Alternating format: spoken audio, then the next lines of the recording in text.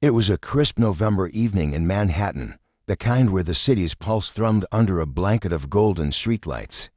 The Grand Meridian Hotel, a gleaming five-star beacon of luxury, stood tall on Fifth Avenue, its glass facade reflecting the dreams of the elite. Inside, chandeliers sparkled, champagne flowed, and the air smelled of money. At the helm was Chairman Victor Langston, a titan of the hospitality world, sharp, calculating, and untouchable. At 62, Victor had built an empire from nothing, and he ruled it with an iron grip. To him, every employee was a cog in his machine, and cogs didn't have stories. They had jobs. But tonight, something would shift.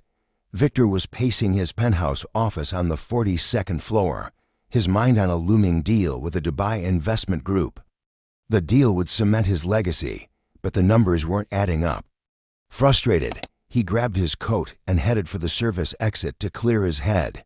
That's when he saw it. In the alley behind the hotel, under the dim glow of a flickering street lamp, stood Marcus Tate, a 28-year-old security guard who'd been with the Meridian for 2 years. Marcus was lean, with a quiet intensity in his eyes that most people never noticed. He was halfway through his break, eating a turkey sandwich he'd packed from home. Across from him, slumped against a dumpster, was a homeless man, gaunt, shivering, his clothes more rags than fabric. The man's eyes were locked on the sandwich, hunger radiating off him like heat. Victor stopped, half hidden in the shadows, expecting Marcus to shoo the man away. That's what security did, keep the riffraff out of sight. But Marcus didn't. He looked at the man, then at his sandwich, and without a word, he tore it in half. The good half, the one with more meat, he handed to the stranger. "Here, man, it ain't much, but it's something." The homeless man hesitated, then took it, his hands trembling. "God bless you," he whispered, devouring the bread like it was his last meal. Marcus just nodded, eating his smaller piece in silence before heading back to his post. Victor stood frozen. In his world, people didn't give without expecting something back. He'd seen billionaires tip waiters hundreds to flex their wealth, but this was different. This was raw, human, and it rattled him. The next day, Victor couldn't shake the image. Marcus Tate, just another name on a payroll, but now a question mark. He called HR and pulled Marcus's file. High school diploma, no college. Single mom raised him in the Bronx. No criminal record, no complaints, just unremarkable. Yet that act in the alley was anything but. Victor started watching Marcus, discreetly, at first. He'd linger near the security desk, eavesdrop on Marcus's small talk with bellhops, or review CCTV footage of his shifts. Marcus was diligent, checking IDs, calming drunk guests, spotting pickpockets before they struck. But what stood out were the little things. He'd slip a candy bar to a maid's kid waiting for her shift to end.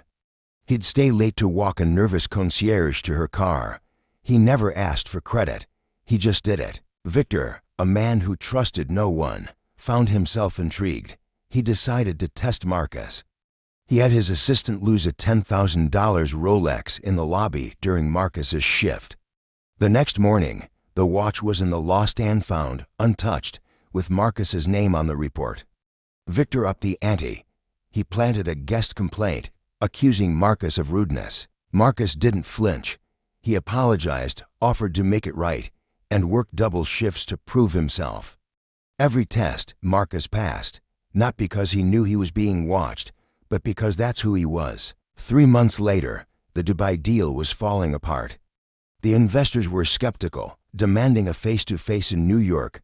Victor needed to impress them, but as usual, schmooze caviar, penthouse suites, Broadway tickets felt hollow. He needed something real, something human.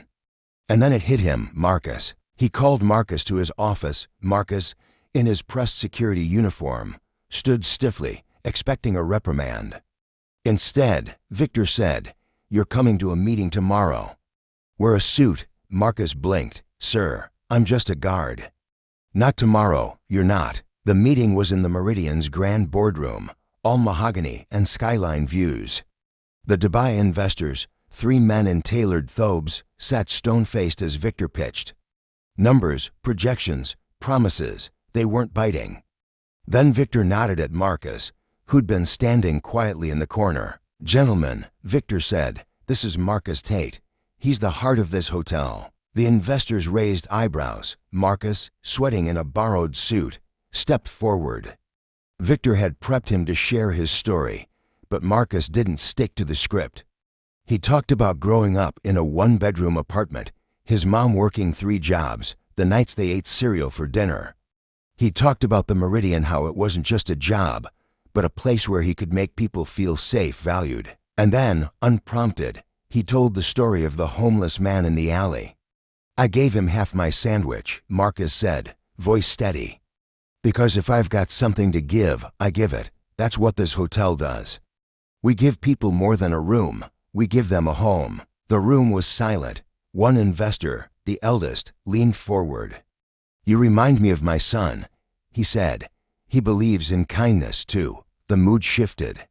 The investors started asking Marcus questions not about profit margins, but about people. The staff, the guests, Marcus answered with a clarity that cut through the corporate fog. By the end of the meeting, the investors were sold. Not on Victor's charts, but on Marcus's heart. The deal closed at $1.2 billion, the biggest in Meridian history. Marcus's life changed overnight. Victor promoted him to guest relations manager, then director of operations within a year. Marcus soaked up every lesson: finance, marketing, hospitality, law, while never losing his edge. He started a program to feed the homeless using surplus kitchen food, earning the Meridian national praise.